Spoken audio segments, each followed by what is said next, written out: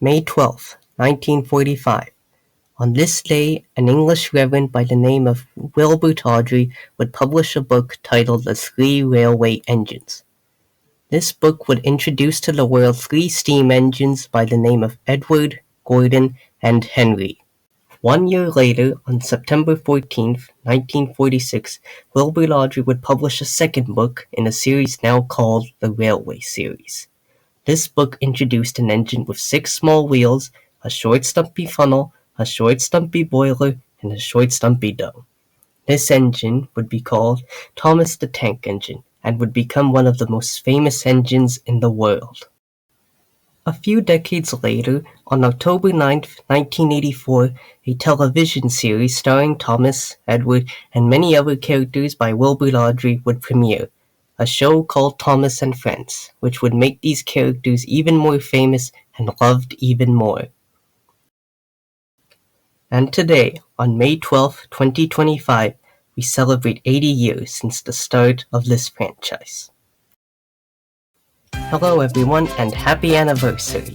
My name is HugoandHiro'sHomelander. I am a German and Japanese rail enthusiast who has been a fan of this series for as long as I can remember. With this year being the 80th anniversary, I have had the pleasure of visiting some celebrations of the franchise in Japan.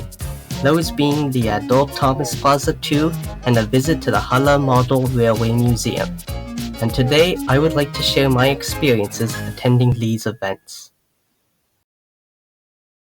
Chapter 1: Adult Thomas Plaza 2. On Saturday, April 26th and Sunday the 27th, the second Adult Thomas Plaza took place at Karo's official store in Tokyo, an event where fans can see some behind-the-scenes materials, buy merchandise, and display fan-made creations. I arrived at Kato's store around noon on Sunday, a store that wasn't too difficult to find seeing as there's an electric rail car plinfed in front. I entered where I was greeted with a pleasant sight and then went up to the top floor with the special attraction for the weekend, the plaza itself. On display, there were multiple tables with HO and N-scale dioramas, many of them with custom-made fan models, and a section with promotions for heritage railways with railway series connections. Those being the Watercress Line, the Ravenglass and Eskdale Railway, the Snowdon Mountain Railway, the Bluebell Railway, and the Festiniog and Teleclin Railways. In fact, the Teleclin was the railway with the most information and photos, which makes sense given the Tawdry connection. They had photos of Teleclin and Dalgolf, but I decided to represent Edward Thomas and Midlander too with their brothers in Nakayoshi forms. There were also booths selling various forms of merchandise. The Oigawa Railway had a booth selling some of their products like the Tomica C11 Thomas, the Japanese company Apps selling Railway Series keychains, which I bought one of Percy, a booth selling all sorts of old unopened models from varying ranges, as well as a booth by popular publishers selling Japanese copies of the Railway Series. All of Wilbur's books were available as well as Chris's first two. And it seems there are plans to continue publishing Chris's books, so we can hopefully get the complete series. They also had the Thomas in Japan book series that started in 2022, which apparently also has a fourth book in the works. And of course, the main attractions were the behind-the-scenes photos taken during Season 5's production, replica face masks of characters, mainly the new characters from Magic Railroad, as well as HO and N-scale layouts where various fan models were running.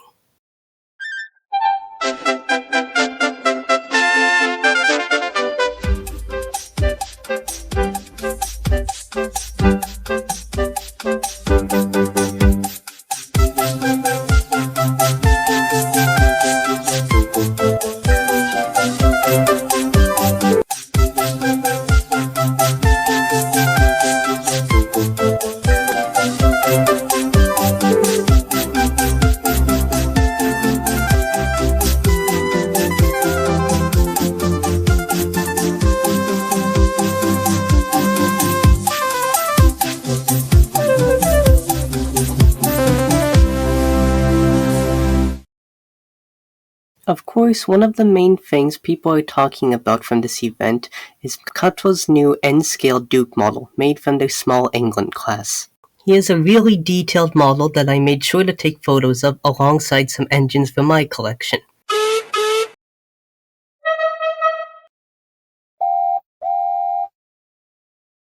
Now, I did speak with one of the Kato workers running the booth, and I hate to be the bearer of bad news, but it seems that in addition of no planned release date yet, Kato only has rights to sell Duke in Kato official stores in Japan, so it seems very unlikely that he will be available in other countries. Hopefully, though, that can be changed, but things don't look too good for now. Afterwards, there was the talk show presenting information about Audrey's life before starting the series, as well as his experiences with the illustrators. And the rest of the day continued with more running sessions.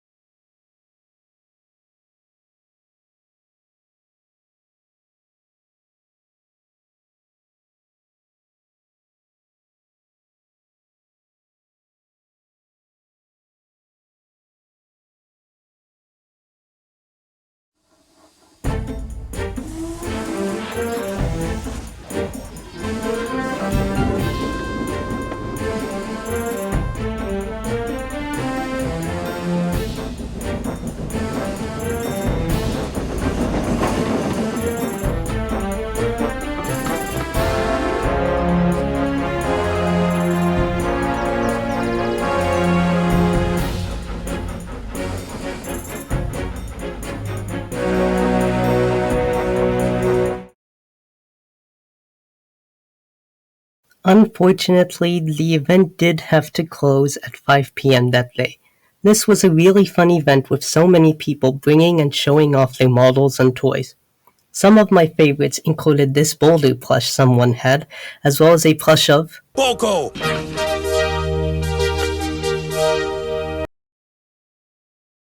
I am really happy to have visited and certainly hope there will be another one next year. Chapter 2: Hara Model Railway Museum. From April 24th to May 6th, the Hara Model Railway Museum was running many of the props that they have in their collection. 2 different timetables were made, and each engine would be running at designated times with the timetables alternating day by day. I visited the museum on Monday, April 28th. I arrived shortly after 11 a.m., and as I had visited before, I went straight to the big room with the Gauge 1 layout. And for the first time in my life, I was able to see the props from the show that I love. On the roundhouse part of the layout, there were James and Donald, as well as the large-scale models of Sir Handel, Rusty, and Duncan. Nearby on the siding, there was also Gordon's model, and not too far away there was also a version of Sir Topham Hatt's car. At the main station part of the layout, there were Henry, Thomas, and Percy at the station platforms.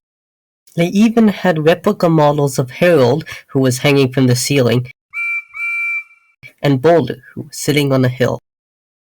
I was very lucky with the time I arrived, as the first model I got to see running was that of Edward the Blue Engine, which I was ecstatic about. I find it very appropriate that the first engine I got to see in action was the first engine created. From then on, I was able to watch the layout as one by one different engines were brought out and started to run on the different routes.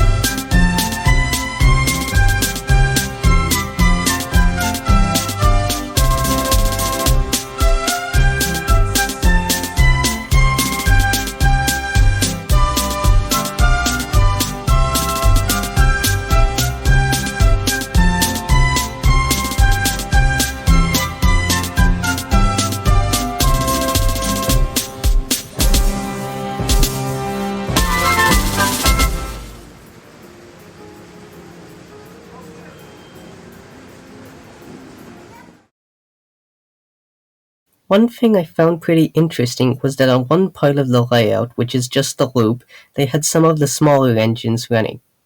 First there was Oliver pulling Henrietta, which I first thought was a reference to the Titfield Thunderbolt, but it probably wasn't, seeing as Toby and Mavis also pulled Henrietta when it was their turn.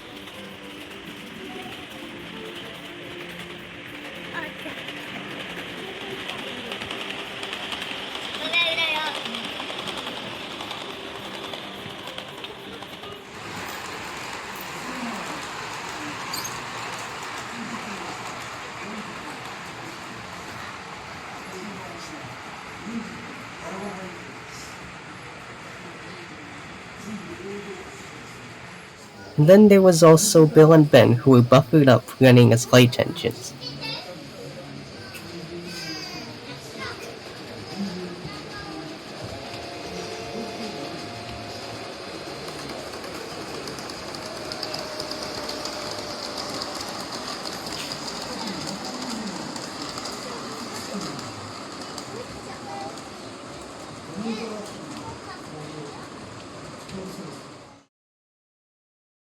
After a while, I also went past many of the displays which have quite a few models that are Thomas characters. There was Emily, Etienne, Connor, Duck, Hugo, Kenji, a whole bunch of heroes, and there was even Mallard, who was straight up a Thomas character thanks to Chris Audrey.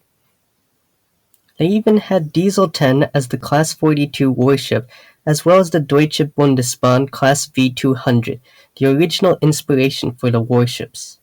Eventually, my day ended with getting one last look at Edward running, and then it was time for me to leave, as I had seen everything.